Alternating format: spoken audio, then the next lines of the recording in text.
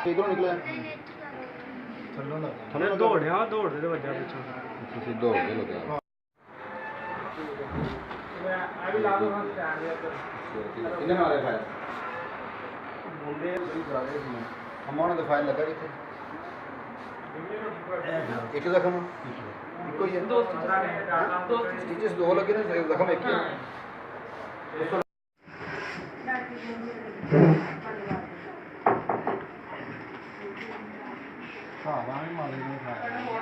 ਘਰ ਕੋਈ ਬੰਦਾ ਨਹੀਂ ਘਰ ਜੰਦੇ ਕੋਈ ਨਹੀਂ ਬੀਬੀਆਂ ਤੇ ਬੱਚਾ ਹੀ ਛੋਟਾ ਮੈਂ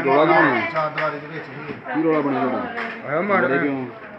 ਉਹ ਮੋਟਰਸਾਈਕਲ ਮਾਰਦਾ ਮੁੰਡੇ ਦੇ ਵਿੱਚ ਉਹਨੇ ਤੇ ਉਹਨੇ ਉਹ ਮੁੜ ਕੇ ਘਰ ਡੇਰੇ ਹੀ ਚਲਾ ਗਿਆ ਵਾ ਭਾਈ ਹੈ ਮੇਰਾ ਤੇ ਆ ਬੱਚਾ ਕਰਾਉਣਾ ਆ ਭਾਂਜਾ ਘਰਾਂ ਬੁੜੀਆਂ ਨੇ ਫੈਰ ਕਰਨ ਦਾ ਪਿਆ ਅਸੀਂ ਡੇਰੇ ਸਾਰੇ ਇਹਦਾ ਮੈਡੀਕਲ ਲੈ ਕੇ ਐਪਲੀਕੇਸ਼ਨ ਦਿਓ